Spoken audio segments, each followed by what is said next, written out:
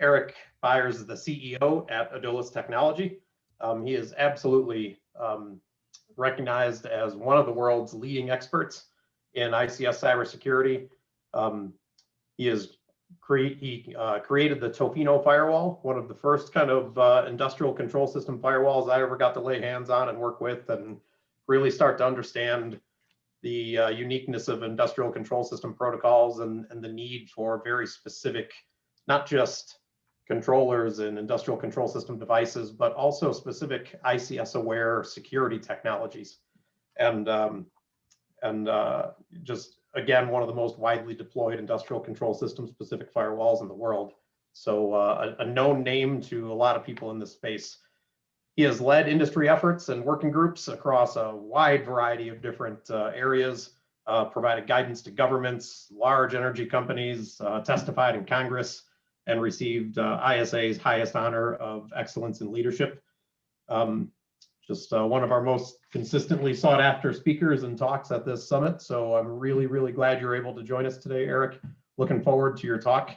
And I know others, as they heard Eric was coming, well, he's really going to cover Sbomb and he's really going to cover supply chain. So we'll just sort of leave that in his lap.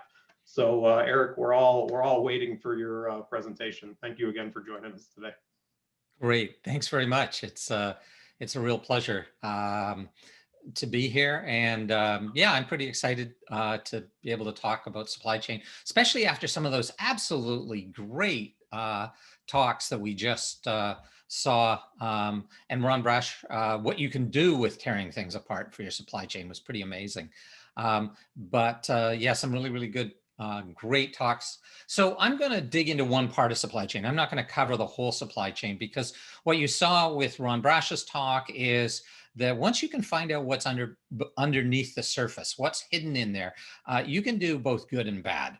And Ron definitely showed the evil that people could do by doing teardowns. But there's no point in trying to stick our head into the sand like an ostrich and pretend that you can't, that if I can't see what's in those in that firm, or if I can't see what's in that software, the bad guys won't. We need to find that. You know, a security by obscurity is no defense. So I really, really wanted to talk about how we can get into the components and be able to use that in a way that will make our systems more secure. And so I'm going to be talking lots about supply chain. And of course, unless you have been firmly with your head in the sand, supply chain is a pretty big topic these days. Lots and lots and lots of stories out there. The big one, of course, being SolarWinds. And the reality is supply chain attacks are up 340%, according to Sonatype, and I have every reason to believe them. You know, and the reason is like ransomware, it's terrific return on investment for a bad guy. So we're only going one way with supply chain attacks, and that's there are going to be more of them. So with that bad news, I want to talk particularly about supply chain attacks in our world, in the ICS world. And of course, maybe the original supply chain attack was Stuxnet, where they stole digital certificates and used those from a legitimate supplier to be able to wrapper and make the Stuxnet code look like it was legitimate software. So there, you guys can all go get a beer now that we've said the word Stuxnet. Stuxnet wasn't what got me excited about supply chain issues in our space, though, in the industrial space. It was really a Dragonfly in 2014 when Joel Langle actually brought it over to me and said, you got to look at this. This is a problem. And so a bunch of you have heard the story of Dragonfly, but for those of you who haven't, I'm just going to go over Dragonfly really quickly. It starts out with a lot of initial reconnaissance by the attackers, a lot of watering hole attacks. But then in January of 2014, they started going after ICS vendors, and they went after 3 mid-tier ICS vendors in Europe, and they replaced the legitimate software on their download sites with Trojanized versions that contained the malware Habix.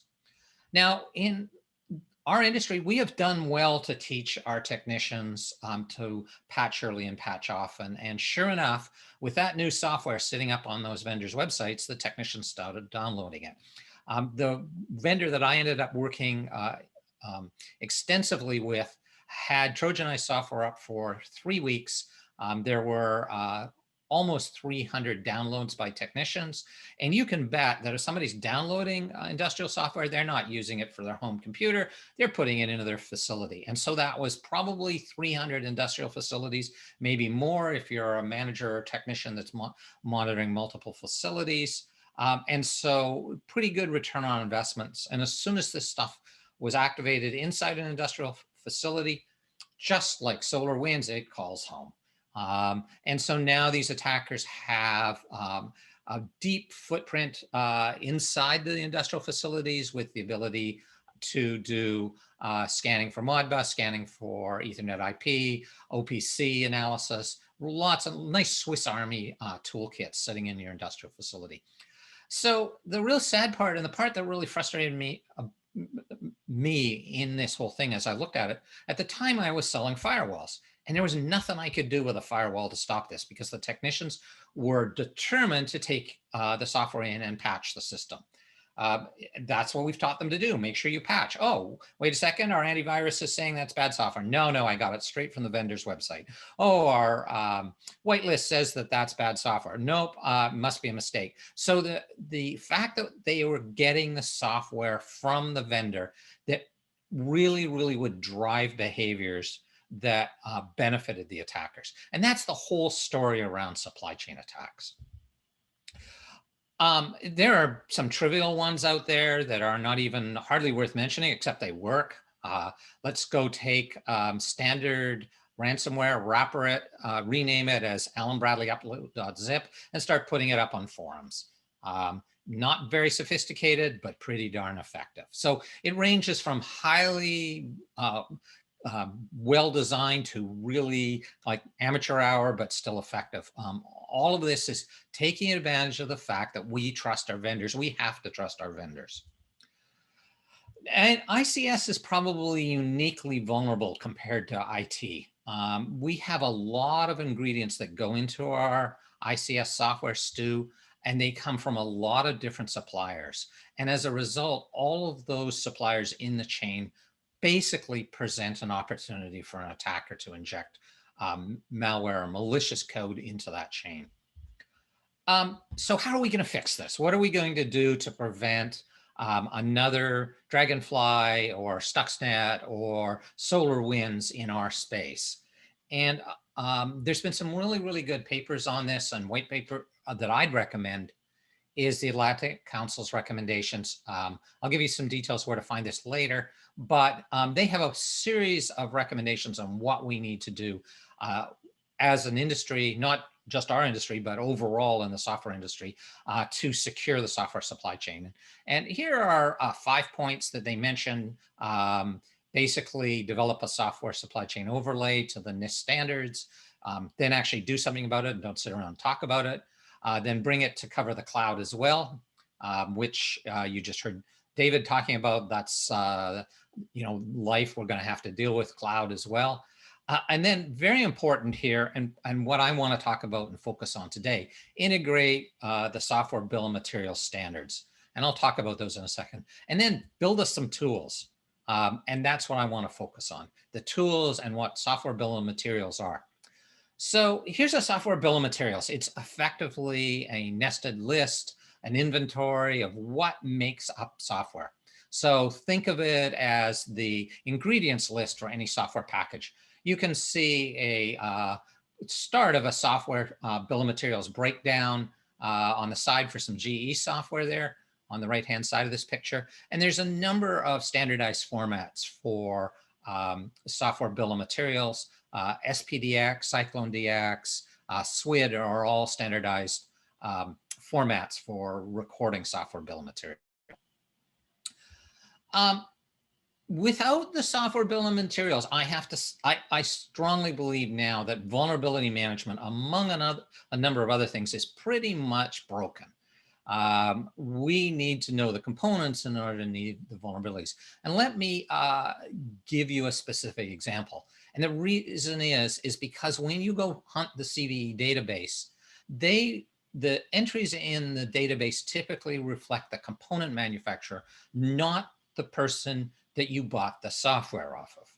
And this is really important in our space. So if there's a vulnerability in product X and your supplier uses product X deep in its supply chain, that's not going to show up in the National Vulnerability Database when you go searching if you've got PLCX.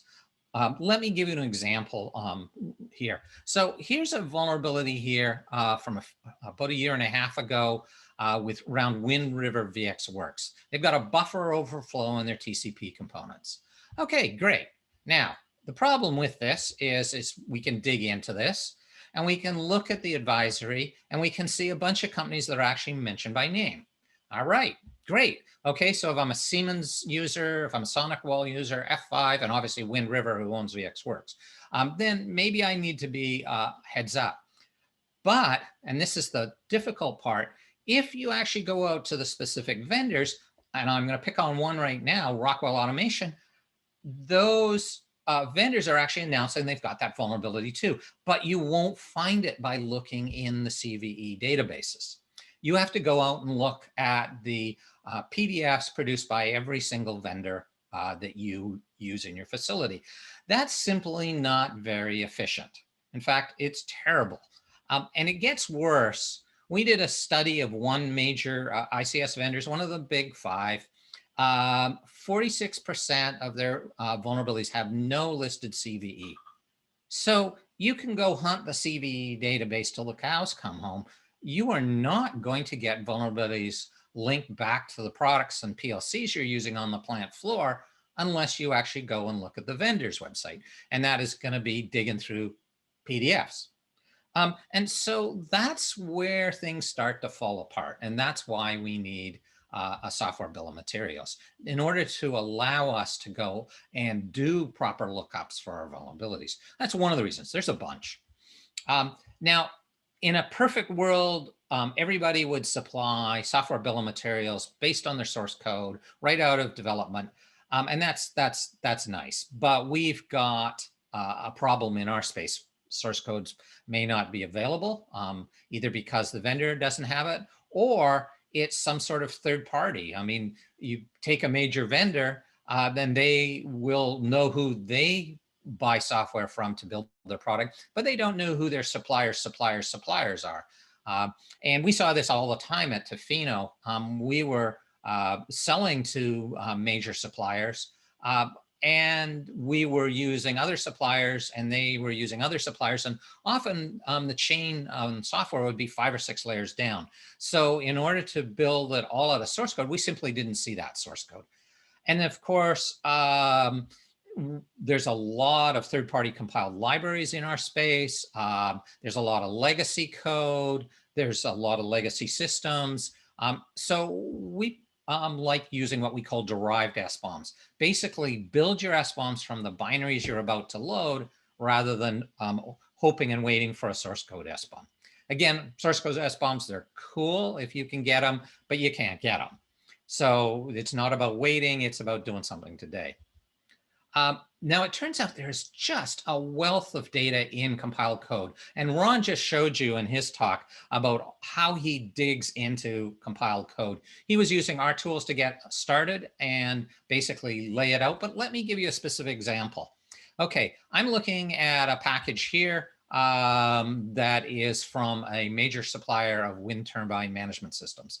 And if I just open it up using a standard expansion tool, I can see that there's a bunch of components in here, and some of those start to give me some really nice clues. And there's something called Vice. Okay, that's a packaging tool that's pretty ancient, but if we can tear that apart, let's tear what is in here in main and open up. Now that we know Vice is being used, we can then discover all sorts of cool things like, hey, wow, look, this package actually is designed to install VxWorks.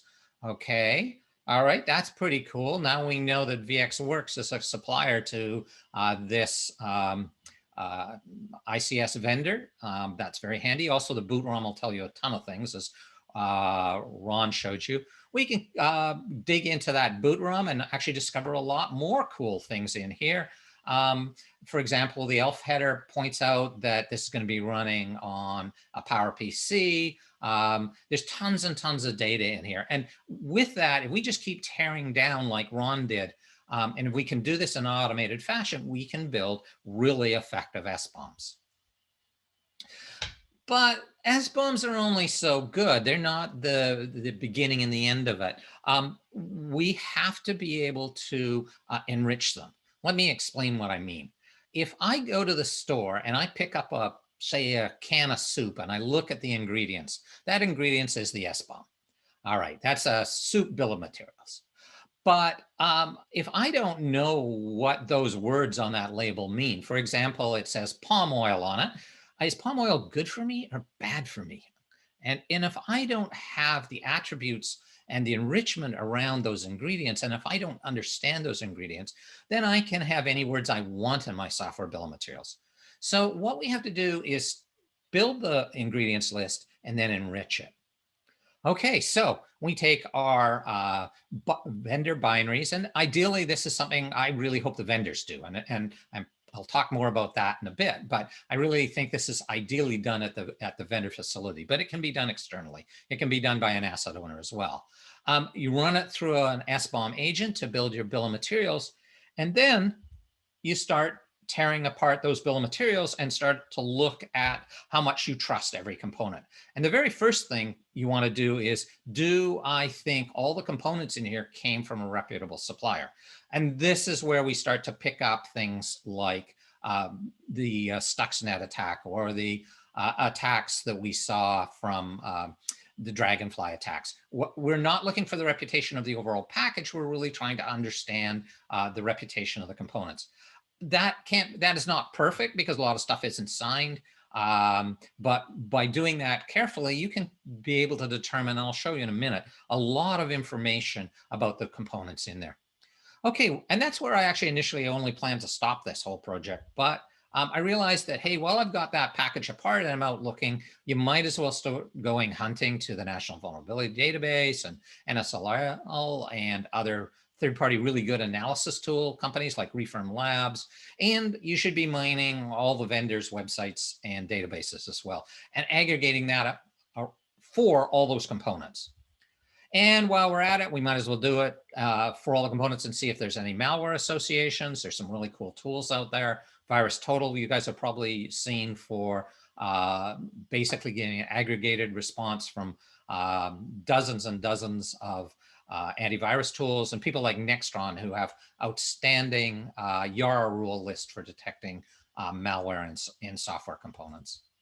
Then you bundle that all together and you stuff it out on an API, and you can either use that for a web interface or you can use it as an API access, which is what Ron does. So that's what I mean by Sbomb enrichment. Just getting the names on the label is not good enough. You have to be able to then make decisions. This, by the way, is another fun part of the talk, but what you'll discover really quickly when you look at software bill of materials is the names are misery. Because people buy companies, they change names. You know, is that software bill of materials says Allen Bradley? Well, most of you guys now know that Allen Bradley is owned by Rockwell. How do you associate those two to make sure you're doing the right lookups? You know, that you should be going, it says Allen Bradley software. How do you know? You go to the Rockwell website and look in the National Vulnerability Database for Rockwell. So there's a lot of machine learning to be able to clean up that data. Which brings me to my next point. What do you need to do in order to actually make Sbombs functional for our industry? Well, first of all, that binary decomposition, because you need to be able to tear those packages apart.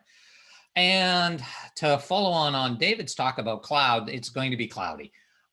You have to use the cloud at some point because all the databases that are out there are cloud-based. Whether it's the vendors' databases, whether it's the National Vulnerability Database, you want to go and get that information from a cloud source. You're not going to be able to download all of those and keep them locally. As I mentioned, you're going to end up using a lot of machine learning for aggregating multiple databases and doing correlation.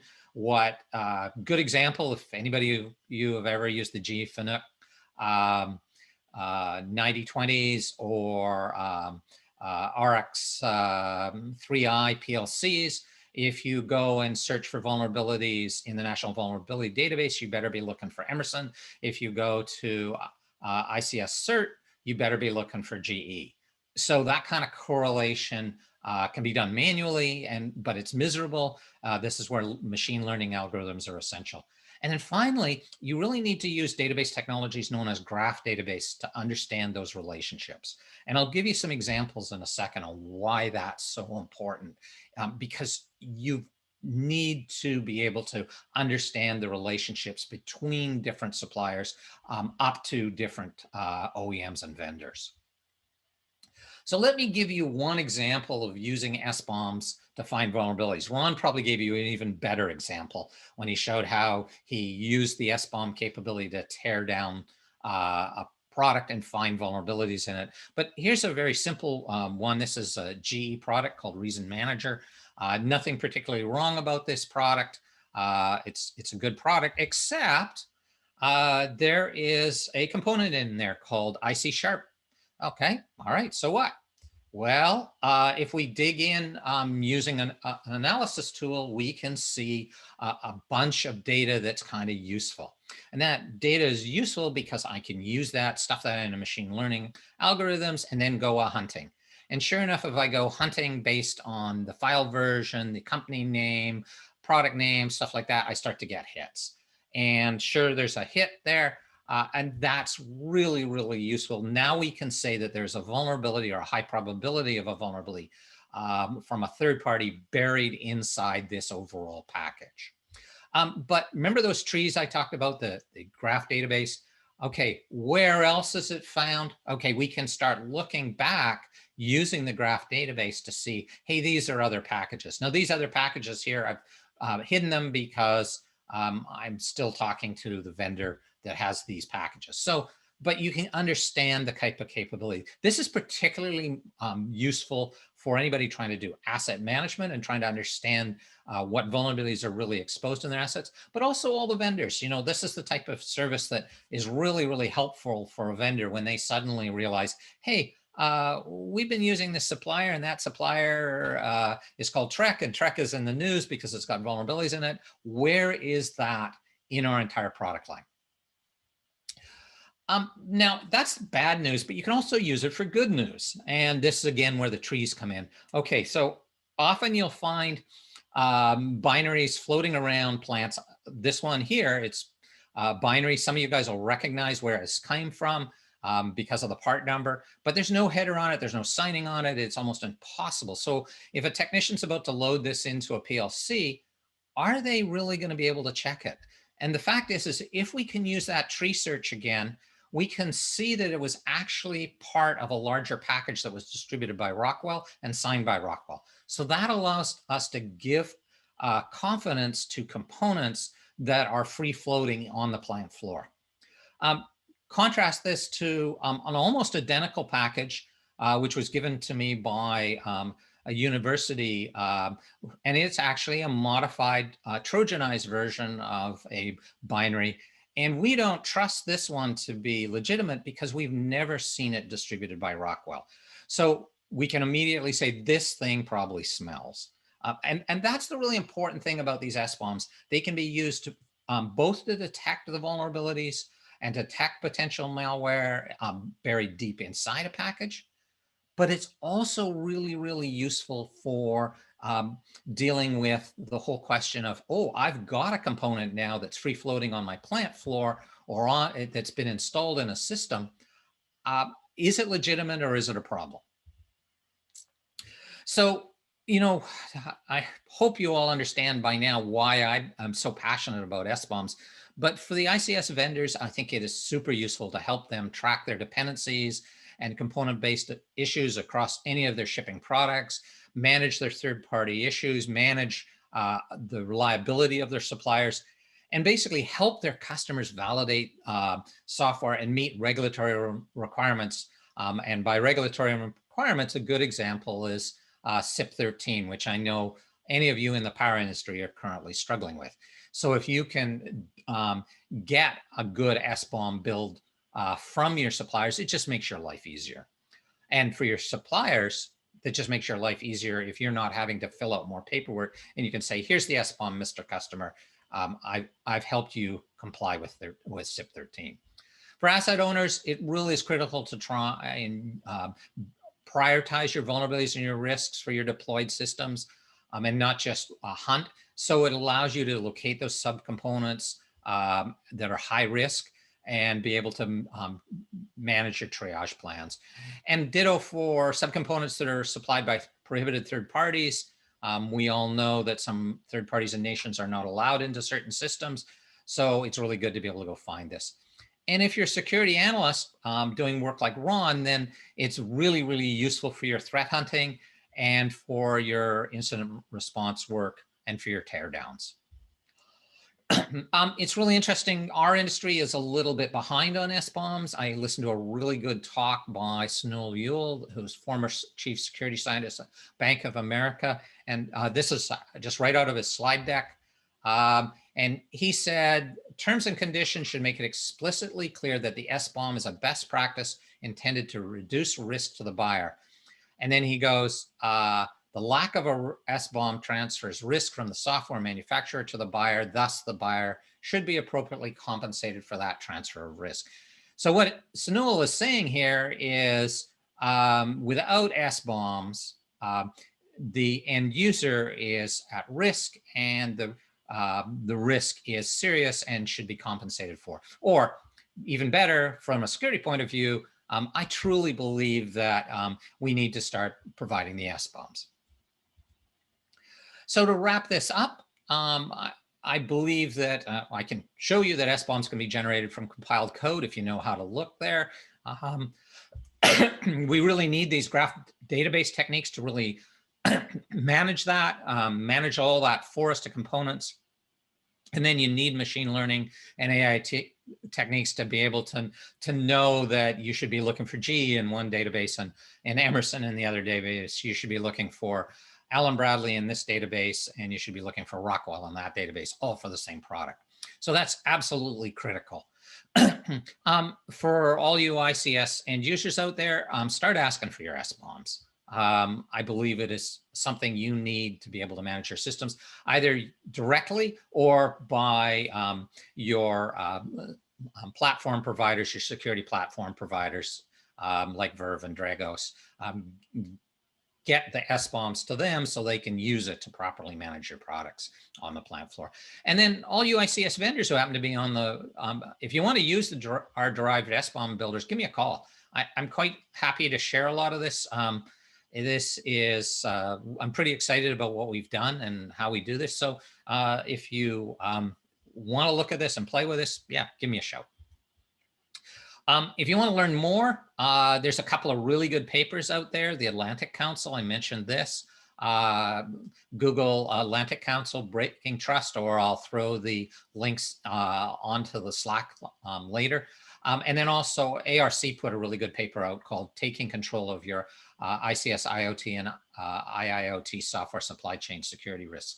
Both of those are available at no cost as a download, and they'll really give you a background on the use of Sbombs and why it's so important.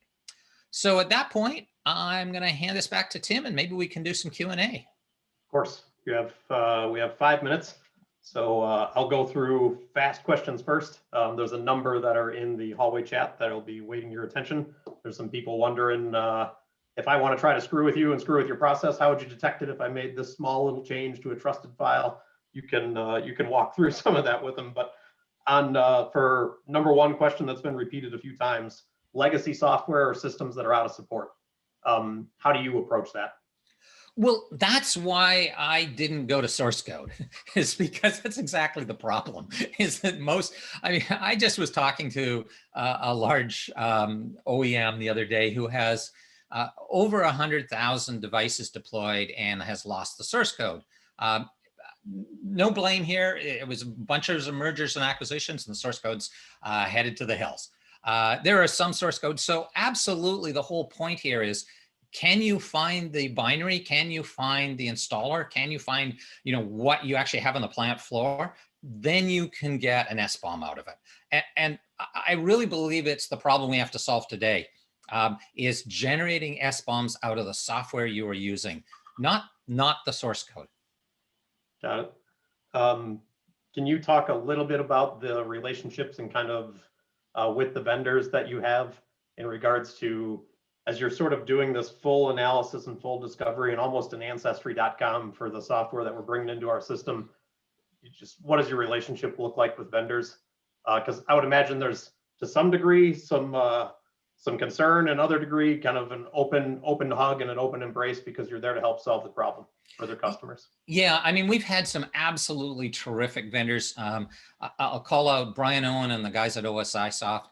Back when we were just a crazy DHS project, they were giving us software samples and saying, try this, try this, try this.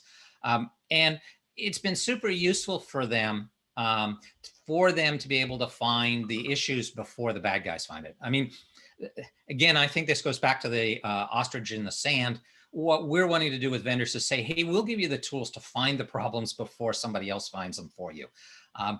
As you know, at Tofino, I loved it when people would bring me vulnerabilities to me and not to Black Hat.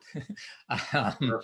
You know, so that was our goal, is to really empower the vendors to be able to understand their products, because it's not just their development team, it's all their suppliers. So understand what they actually ship to their customers and give them the tools to do that, and then manage that.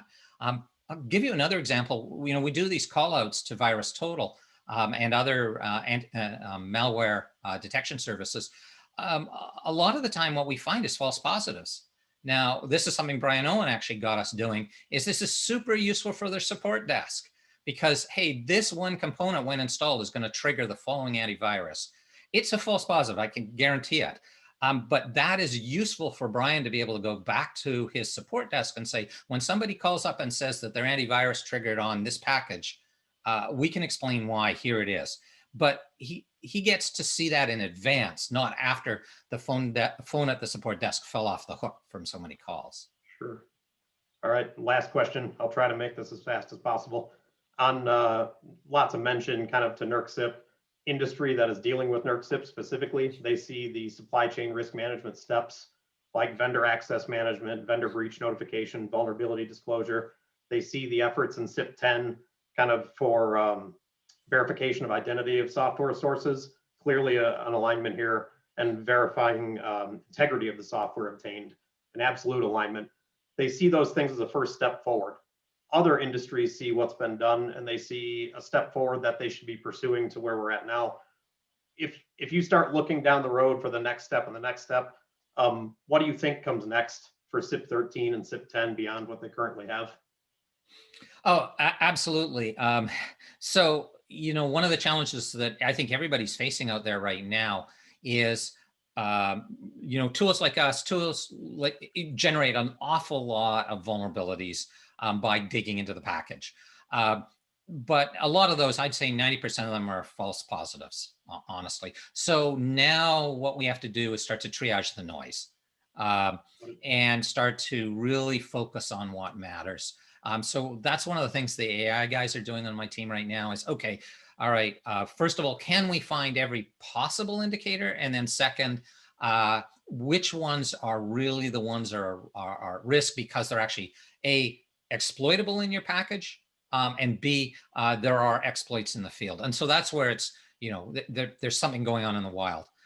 And so that's, I think, where we're going to go is not just saying, I've got a vulnerability, but I've got a vulnerability that is causing a high risk to my operations.